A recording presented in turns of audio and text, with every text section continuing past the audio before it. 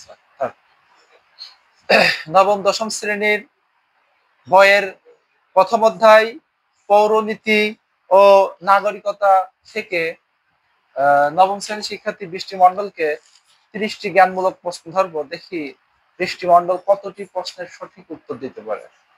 Ready তুমি? জি sir. বলো, পৌরনীতিকে কোন ধরনের বিজ্ঞান বলা হয়? নাগরিকতা বিষয়ক বিজ্ঞান। পৌরনীতির ইংরেজি প্রতিশব্দ কি? সিভিক্স। সিভিক্স শব্দটির উৎপত্তি কোন শব্দ থেকে? দুইটি ল্যাটিন শব্দ, সিভিস আর সিভিটাস। সিভিক্স শব্দের অর্থ হচ্ছে পৌরনীতি। সিভিটাস শব্দের অর্থ নগরাষ্ট্র।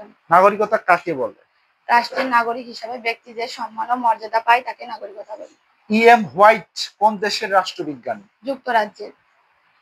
ইএম হোয়াইট পৌরনীতি সম্পর্কে কি বলেছেন? যুক্তরাজ্যের বিজ্ঞানী ইএম হোয়াইটের মতে পৌরনীতি হলো জ্ঞানের সেই মূল্যবান শাখা যা নাগরিকতার অতীত, বর্তমান, ভবিষ্যৎ ও স্থানীয়, জাতীয়, আন্তর্জাতিক পর্যায়ে মানবতার সাথে জড়িত সম্পর্ক বিষয় নিয়ে আলোচনা করে।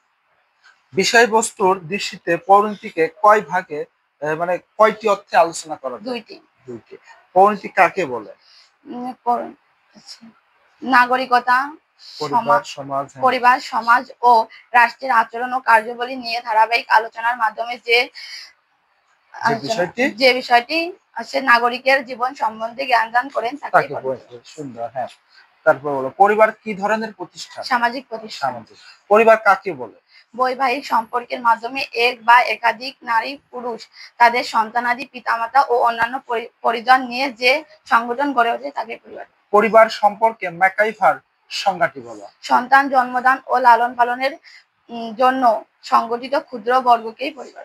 বংশ গণনা নেতৃত্বে নীতির ভিত্তিতে পরিবারকে কত ভাগে ভাগ করা? দুই ভাগে, পিতৃতান্ত্রিক, মাতৃতান্ত্রিক। আচ্ছা, মাতৃতান্ত্রিক পরিবার কাকে বলে?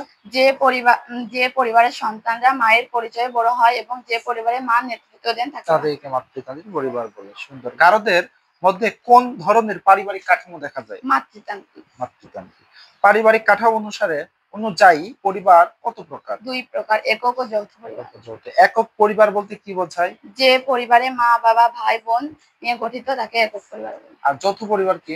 যে পরিবারে মা, বাবা, ভাই, বোন, চাচা, চাচি, দাদা, দাদি নিয়ে গঠিত ও অন্যান্য পরিজন নিয়ে গঠিত তাকেই যৌথ পরিবার। বৈবাহিক সূত্রের ভিত্তিতে পরিবার কত প্রকার? তিন প্রকার, একপত্নিক, বহুপত্নিক আর বহুপত্নিক। একপত্নিক পরিবার কাকে বলে? যে পরিবারে একজন স্বামীর একজন স্ত্রী থাকে তাকে একপত্নিক পরিবার। বহুপত্নিক পরিবার? যে পরিবারে একজন স্বামীর একাধিক স্ত্রী থাকে তাকেই। পরিবার অর্থনৈতিক কাজ কাকে বলে? মানে পরিবারের